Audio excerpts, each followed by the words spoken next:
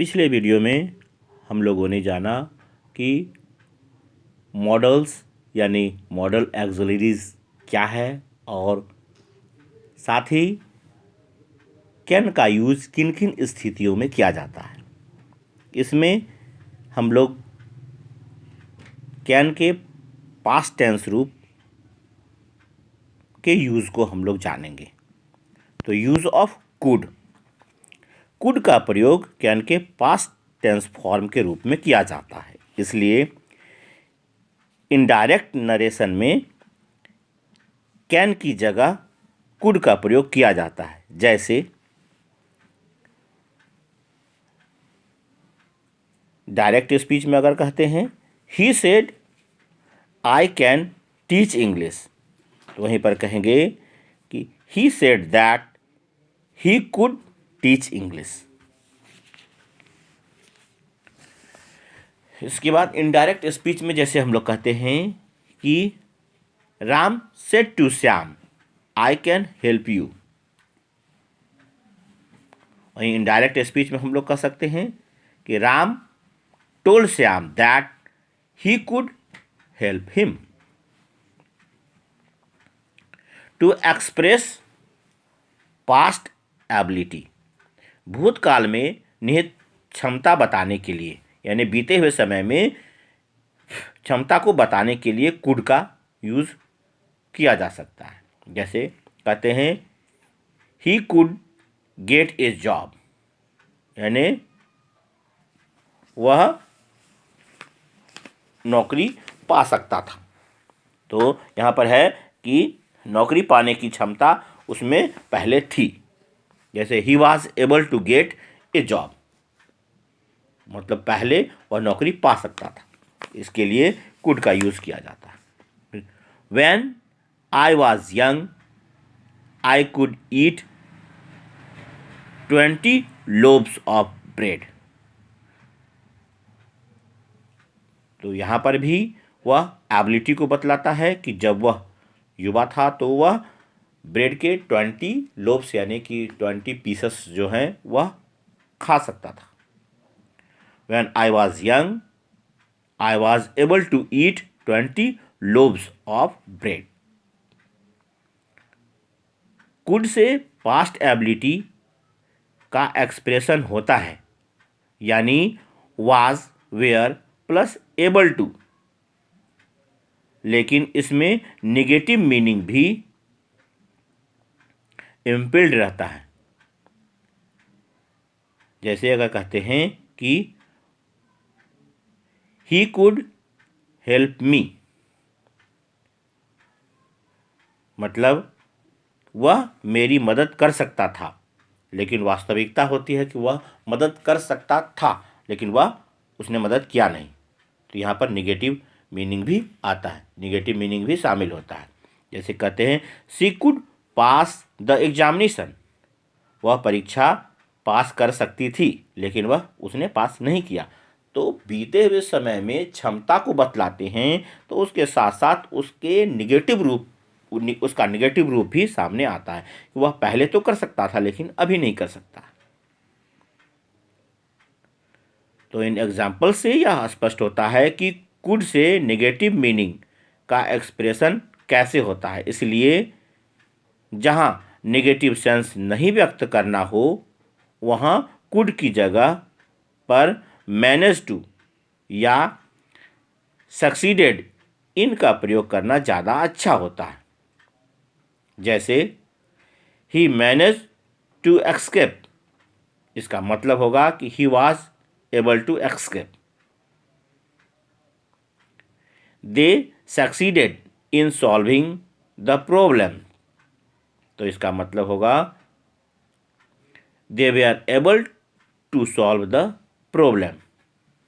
मतलब अगर negative sense नहीं चाहिए तो उसके जगह में मैनेज टू या सक्सीडेड इन का यूज़ करना चाहिए। तो उस जगह पर कुड का यूज़ नहीं किया जाना चाहिए अगर नेगेटिव मीनिंग नहीं लाना है तो। To express a polite request यानी विनम्र अनुरोध या अनुमति व्यक्त करने के लिए भी हम लोग इसका यूज़ करते हैं। जब विनम्रता है तो सामान्य रूप से विनम्रता होती है तो कैन का यूज़ करते हैं, और जब बहुत ज़्यादा प्रबल रूप में अगर विनम्रता हो यानी पोलाइट रिक्वेस्ट हो तो उसके लिए हम लोग कुड का यूज़ करते हैं। जैसे कैन आई कम इन, तो यह पोलाइट रिक्वेस्ट है, और अगर मोर पोलाइट रिक्वेस्ट चाहिए तो कुड आई कम इन। इस प्रकार से हम लोग कुड का यूज़ करेंगे कैन के स्थान पर। कहते हैं can you please post these letters, तो यहाँ पर पोलाइट रिक्वेस्ट है, सिंपल पोलाइट रिक्वेस्ट। अगर मोर पोलाइट रिक्वेस्ट चाहिए तो कहेंगे could you please post these letters, तो इसमें मोर पोलाइट होता है। Could is more formal than can, यानी कुड जो है वह कैन से ज़्यादा फॉर्मल होता है। मे इन दिस सेंस, यानी औपचारिकता हो तो कुड का प्रयोग सही होगा, यानी औपचारिक रूप से अगर इसका प्रयोग करना हो तो कुड का प्रयोग करना यहाँ पर सही होता है, क्योंकि मोर पोलाइट रूप में अगर हम लोग किसी से अनुरोध करते हैं तो अत्यधिक विनम्र रूप में अनुरोध करें तो वह ज़्यादा उत्तम माना जाता है। टू एक्सप्रेस कंडीशंस, यानी शर्त की अभिव्यक्ति के लिए अगर किसी तरह का कंडीशन रखते हैं तो उसके लिए भी इसका भी कुड का यूज़ किया जाता है। जैसे if he were a minister he could buy an aeroplane, मतलब यदि वह मंत्री होता तो हवाई जहाज़ खरीदता। यहाँ पर कंडीशन है उसका मंत्री हो, हवाई जहाज़ खरीदना वह उसके मंत्री होने पर निर्भर करता है कि अगर वह मंत्री होता तो हवाई जहाज़ खरीदता, तो इसके लिए भी कुड का यूज़ किया गया है। तो कुड बाय मतलब खरीदता। ही could help me if I ask for it, मतलब यदि मैं मांगता तो वह मेरी मदद करता। तो मांगने पर मदद करना निर्भर कर रहा है, तो इस जगह में भी कुड का यूज़ किया गया है। To express ability in the present और फ्यूचर, वर्तमान या भविष्यकालीन क्षमता की अभिव्यक्ति के लिए भी कुड का यूज़ किया जाता है।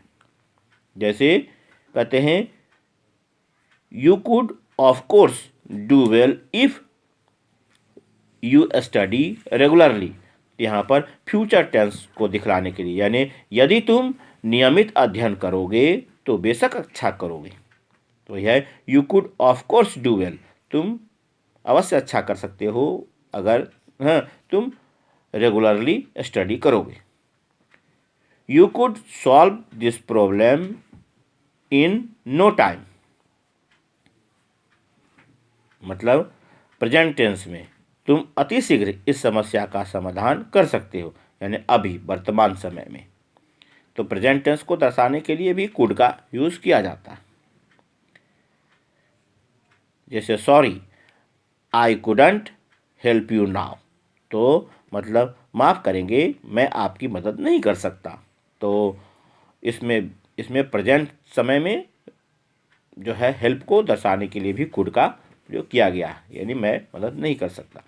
टू एक्सप्रेस सजेशन, सलाह की अभिव्यक्ति के लिए जब हम किसी को सलाह देते हैं तो उसमें you could talk to the chairman in this regard, मतलब इस संबंध में तुम चेयरमैन से बात करो।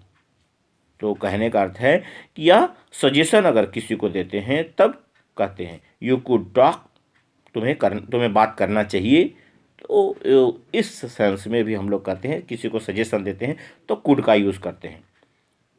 इस संबंध में तुम चेयरमैन से बात करो, तो इसके लिए कुड का यूज़ करेंगे तो सलाह के रूप में। जैसे you could write an application to the DM in this connection, मतलब इस संबंध में तुम डीएम के पास आवेदन दो। तो यह भी सजेशन के रूप में आता है, किसी को राय देते हैं। तो सम फ्रेजल यूज ऑफ कुड, मतलब मुहावरेदार प्रयोग के लिए भी कुड का यूज़ किया जाता है। जैसे I couldn't help going there, I couldn't help going there, मैं वहाँ गए बिना नहीं रह सका। इसके लिए यूज़ करते हैं। अगर कहना हो कि मैं यहाँ गए बिना नहीं रह सका तो हम लोग कहेंगे I couldn't help going there. वहीं कहते हैं they couldn't help laughing at the magician, मतलब वे लोग जादूगर पर हंसे बिना नहीं रह सके। वी कुडंट हेल्प, तो कुडंट हेल्प का यूज़ जो है वह हम लोग मुहावरेदार यूज़ में हम लोग कर सकते हैं। जैसे कैन हेल्प का यूज़ करते थे वैसे ही कुडंट हेल्प, तो हंसे बिना नहीं रह सका, तो यहाँ पर निगेटिव सेंस है लेकिन यह मुहावरेदार प्रयोग है। जैसे कहते हैं कि we couldn't help talking to him, हम लोग उससे बात किए बिना नहीं रह सके। To express possibility in the past, यानी कुड प्लस हैव प्लस भी3, यानी विगत या अतीत में किसी बात या चीज़ की संभावना बताने के लिए भी कुड का यूज़ किया जाता है। जैसे कहते हैं कि you could have done the work alone, मतलब बट यू डिडंट, मतलब लेकिन तुम इस काम को अकेले कर सकते थे, कहते हैं तो उसके लिए कहते हैं, अगर कहना हो तुम इस काम को अकेले कर सकते थे तो इसके लिए कहते हैं यू कुड हैव, तो कुड के साथ हैव का यूज़ करते हैं और भी3 यूज़ होता है, यानी पास्ट पार्टिसिपल का यूज़ होता है, तब कहते हैं you could have done the work alone. फिर कहेंगे I could have answered the questions, मैं सभी प्रश्नों के उत्तर दे सकता था लेकिन मैंने दिया नहीं। इस सेंस में हम लोग कुड का यूज़ करते हैं।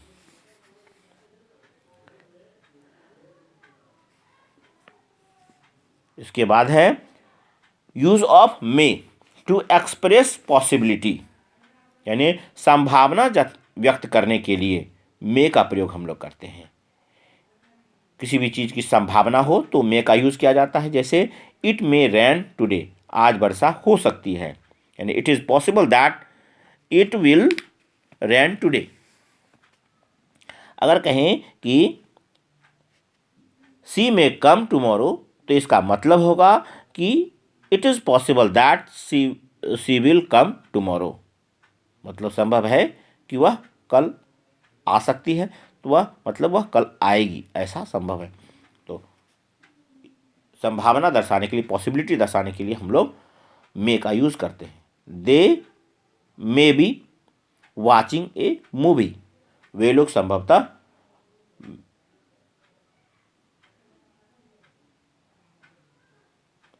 मूवी देख रहे होंगे, तो कहते हैं कि may be watching a movie, वे लोग मूवी देख रहे होंगे, यानी कि it is possible that they will be watching a movie. To express permission, यानी अनुमति मांगने के लिए, अगर किसी से हम अनुमति मांगते हैं तो जैसे सिंपल में है या प्रचलित सेंटेंस भी है, मे आई कम इन, यानी इसका मतलब होता है कि am I allowed to come in. वैसे अगर किसी को ऑर्डर देते हैं तो उसमें भी यू मे गो नाउ, मतलब तुम अब जा सकते हो, तो कहते हैं I allow you to go now. To express uncertainty, यानी अनिश्चितता बताने के लिए, अनसर्टेनिटी यानी अनिश्चितता बतानी हो तो उस समय भी हम लोग मे का यूज़ कर सकते हैं। Who may be knocking at the door, मतलब इट इज़ अनसर्टन, यह अनिश्चित है कि who is knocking at the door. अगर यह कहें कि हु मे बी देयर, मतलब अगर एक मे का यूज़ करते हैं तो इसका मतलब होता है it is uncertain who is there, यह अनिश्चित है, तो अनसर्टेनिटी को दर्शाने के लिए भी मे का यूज़ किया जाता है। इस तरह से संभावना के लिए, संभावना व्यक्त करना हो, अनुमति मांगना हो तथा अनिश्चितता दर्शाना हो तो इसके लिए हम लोग यूज़ करते हैं। टू एक्सप्रेस विश या प्रेयर इन ऑप्टेटिव सेंटेंस, यानी इच्छा या कामना व्यक्त करने के लिए भी हम लोग इसका यूज़ करते हैं, यानी ऑप्टेटिव सेंटेंस में भी मे का यूज़ किया जाता है। जैसे कहें may you live long, may success किस your feet, may God punish may God punish the culprits, तो यानी अपराधी को ईश्वर सजा दे। तो इस प्रकार से हम लोग कुछ भी विश करते हैं तो उसके लिए भी इसका यूज हम लोग कर सकते हैं। टू एक्सप्रेस रिक्वेस्ट, अनुरोध जताने के लिए, अगर हमें अनुरोध जताना हो तो उसके लिए भी मे का यूज़ किया जा सकता है। जैसे कहते हैं may I have your pen please, may you please shut the door, may I expect your support, may I use your computer. तो इस प्रकार से हम लोग किसी से अनुरोध करते हैं तो उसके लिए भी मे का यूज़ कर सकते हैं। टू एक्सप्रेस पर्पस, यानी मकसद जताने के लिए, उद्देश्य जताने के लिए भी हम लोग मे का यूज़ कर सकते हैं।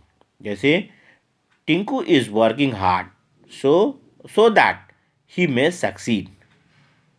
दूसरा सेंटेंस है I am going to him so that I may establish a better relation with him.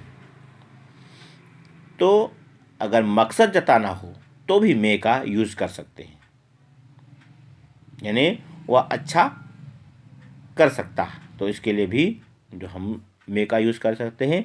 जैसे Tinku is working hard so that, ताकि वह सफल हो, तो यहाँ पर मकसद बताया जा रहा है। फिर मतलब मैं उसके पास जा रहा हूँ ताकि मैं उससे अच्छे संबंध बना सकूँ, तो ए बेटर रिलेशन के लिए भी मे का यूज़ यहाँ पर किया गया है।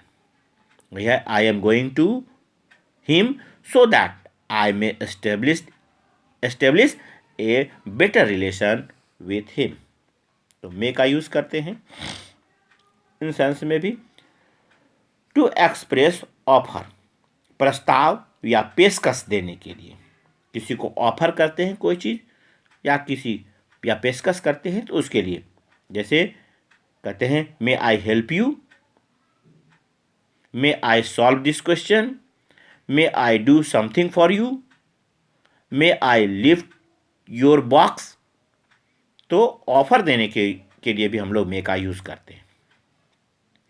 To express the sense of there is good reason for, किसी चीज़ का सही कारण हो, इसके अर्थ में भी जो है मे का यूज़ किया जाता है। जैसे कहते हैं the principal may as well cancel the admission. तो इसका मतलब होगा कि there is good reason for the principal to cancel the admission, यानी एडमिशन कैंसिल करने के पीछे कुछ अच्छा रीज़न होगा। वही कहते हैं the principal may as well cancel the admission. वैसे ही है आई मे एज, तो यहाँ पर भी है मे के साथ एज का यूज़ किया जाता है, तो वह कहने का मतलब हो जाता है मे के साथ एज करने का मतलब कि एक गुड रीज़न हो सकता है। वैसे ही है आई may as well help him, तो मे एज वेल, मे के साथ एज वेल का यूज़ जब करते हैं तो जब एज वेल लगा हो तो उसके पहले भी मे का यूज़ होता है, और वहाँ पर मे का मतलब हो जाता है कि एक अच्छे मतलब के लिए। जैसे I may as well help him, यानी there is good reason for me to help him. तो कोई अच्छा मकसद हो यानी एज वेल के पहले मे लगता है। फिर कहते हैं कि to express imagination in the past, यानी मे प्लस हैव प्लस V3, यानी पास्ट पार्टिसिपल। बीते समय में काल्पनिक संभावना व्यक्त करने के लिए भी हम लोग मे का यूज़ करते हैं। सी मे हैव वर्कड हार्ड, मतलब उसने कड़ी मेहनत की होगी, हो सकता है उसने कड़ी मेहनत की होगी, तो यह बतलाने के लिए भी तो हैव के यानी हैव और वर्क के पहले में लगाते हैं। You may not have studied properly, मतलब तुमने समुचित अध्ययन नहीं किया होगा। तो इस चीज़ के लिए भी हम लोग यानी इमेजिनेशन, पास्ट टेंस में किए गए इमेजिनेशन के लिए भी हम लोग जो है मे का यूज़ करते हैं। तो यह थे कुड और मे का यूज़। इन दोनों मॉडल ऑक्सिलरी का यूज़ कहाँ कहाँ होता है, अपनी ज़रूरत के अनुसार से इसे सुने तथा इसके पहले वीडियो यानी मॉडल्स के परिचय और कैन के यूज़ को भी सुने। आगे के वीडियो में हम लोग जो है माइट तथा अन जो मॉडल्स हैं उसके बारे में हम लोग चर्चा करेंगे। धन्यवाद।